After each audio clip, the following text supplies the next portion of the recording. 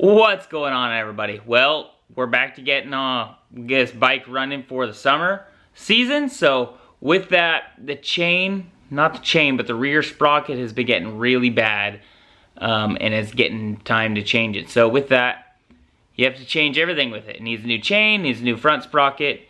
So we're gonna go ahead and we're gonna get this thing dialed in and get it ready for this summer. Change the chain, change the sprockets. Let's get to it. So you can see the chain. Here we've got our front sprocket. Front sprocket doesn't look bad at all. It's a steel one. And we've got our chain. We're going back, and then we get to our back rear sprocket. And if we actually take a look, the teeth are getting pretty worn down and not looking so hot anymore. So we're gonna go ahead and we're gonna fix this rear sprocket because this is getting a little bit too far gone for me. First things first, it's inevitable, we have to take the back tire off. So we're gonna go ahead and start taking the back tire off, and then we will be able to take the front sprocket off, and then we will have to take the spring or the chain off. So the chain has to be broken because it's around your rear swing arm here. So the chain has to be broken to go on and off. So first things first, we gotta find our master link and see if we can get this broken apart. So the previous owner has done a solid and actually has put some glue, not glue, RBT on the master link for me. So this is the back side of the master link, and we need to be able to take that one off. So we need to get that goop off of there to actually get it off. So the other way to tell, it's very, very hard, but with it clean, it's easier. But these pins right here, you can see they're hammered. And then these pins are nice and round. And then these pins are hammered. All the other pins on these chain links look like this hammered. This is the only one that looks like it's round. It's not hammered, so that means that this is our master link. So we're gonna go ahead and take this master link off. Now while I've still got everything connected, I'm up on the paddock stand, but I'm gonna change that here. I'm gonna go ahead and get this front nut, get the washer bent back, get this front nut loosened. That way it's loose and I can put it in gear on the ground, and it will be easier for me to do it in the air. So we'll go ahead and get that off of there and start getting that nut loose. Well, it's looking like it's not gonna be easy. I thought for sure that there'd be clips on the back that just clip off of it, little C clips that clip off, and then you can push the pins out, but it's not going to be. So we have to press fit our pins out of there. Now I have this kit.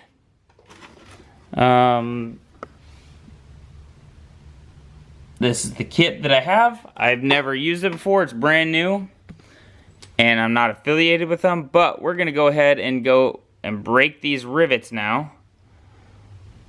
Pop them right on out. There we go. We've got it run all the way through, and if we go to the back side, there is our pin.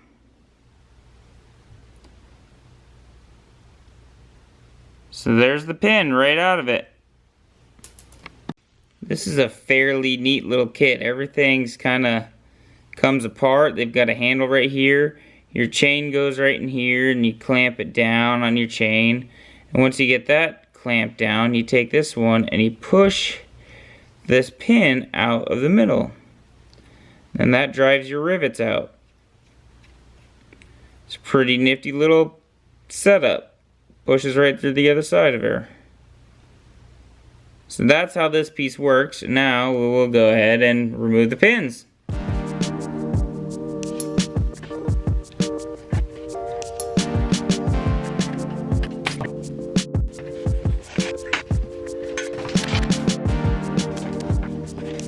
Now that we've got our chain uninstalled, the next easiest thing, since we already loosened this bolt, is to go ahead and take the bolt off, take your crush washer off, and then take your sprocket out. Now we'll go ahead and give this a little bit of a clean behind here, and then install the new one. Now you can really tell the teeth on this rear sprocket were getting pretty eaten up. There's still a little life in it, but it was making a whole bunch of noise where I didn't want it to break on me or have something go wrong. Usually the chain goes bad when they've got this much wear on them. So go ahead and replace everything. Now, the fun part of removing this rear tire.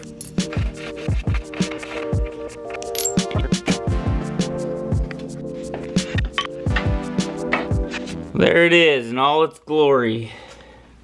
The old sprocket. Ready to be retired. So now, go ahead and remove these nuts and go ahead and start installing stuff. So it's out with the old ones and in with the new ones. So you can kind of tell the difference between the teeth. How much difference there actually is between the two. The fronts are both steel, so there's not that much difference. But it's still a really good idea to replace them. Now this one I believe is an aluminum rear, and this one is a steel rear, so they should last a lot longer. With everything taken off, we want to go ahead and get all the old thread locker out of there. So we'll just go ahead and give it a nice scrub. All that powder would make the new thread locker not want to seal on there. So we want to make sure to get as much of that off as we can, and then go ahead and give it a nice quality clean. Make sure that we got a good surface for everything to glue to. Now the next step, it's always good to have a little bit of thread locker on these bolts. Now these bolts are a locking style where they actually crimp onto the nut itself, but it's always secondary good insurance to throw a little bit of thread locker on there to make sure that they don't come off, because it would be a nightmare if these ever came off. There we go, got the new sprocket installed, and now it's time to install the rear tire back into the motorcycle.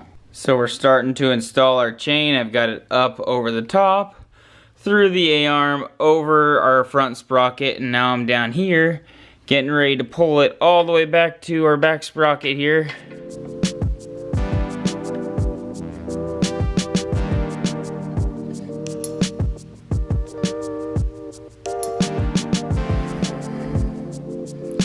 So we're getting close. Now we got to figure out how tight we want it. I've gone ahead and I've moved my rear tire forward because I was out here on this last mark and I want it to end up somewhere in the center.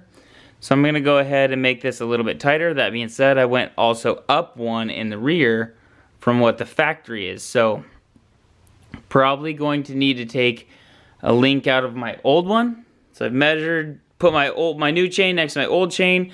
I've got a mark on one of these chain links depicting where the old one was, which right here is where I think it was, where I think I want it, and right here's the old chain length. So we're pretty close. I still have a bunch of slack I need to take out of it, but first thing, we're getting really close. I think I want to have this one join into this one, which is one less link than what that one was. So we'll go ahead, we'll get things kind of mocked up, get our tension kind of figured out, probably move forward a tooth and see where that gets us.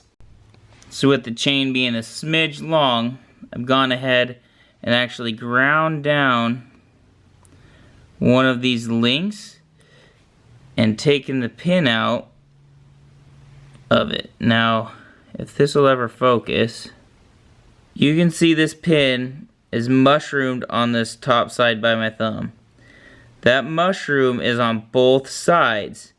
Not now, because I went ahead and I've ground off the other side to push it through, but there's no way you're going to get that mushroomed end, which is this end, and it's on both sides, through that pin without grinding at least one side. So go ahead, give it a quick little grind, nothing too deep, just barely scratch into this chain link, and then you'll be able to push it right through.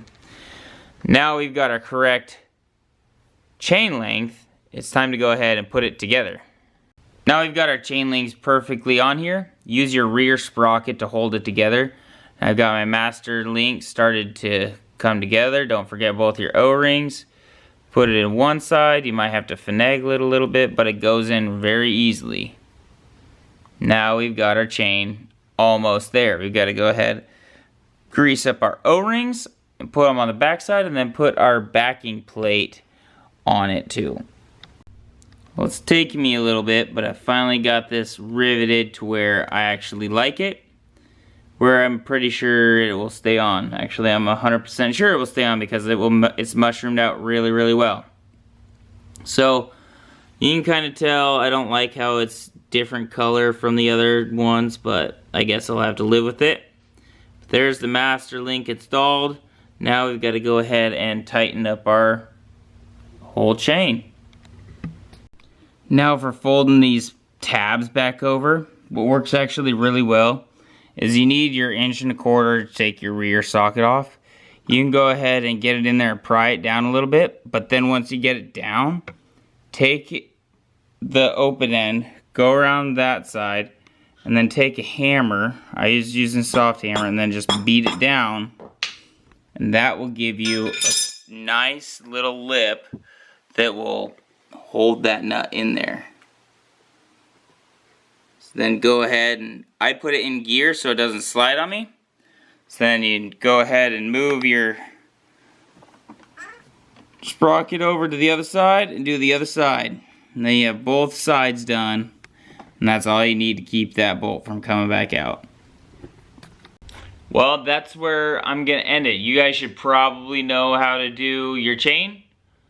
That being said, I might have a video on it. If I don't, leave a comment if you want me to make one. I'll go ahead and go through how to tighten your chain on your motorcycle. So, if you need it, I'll be more than happy to do it for you. But you just gotta let me know. Leave that comment, leave a like, leave a thumbs up, subscribe, make sure you come back. Anyways, I'm gonna get out of here. I'm gonna adjust this chain and get this bike dialed in and call it a night. So, hope you guys have a fantastic rest of your night. I know I'm gonna have a good one now that this is done off my back of things to do, which is great. Then I can get back to riding the bike. So, I'm gonna get out of here. You enjoy your night. Peace.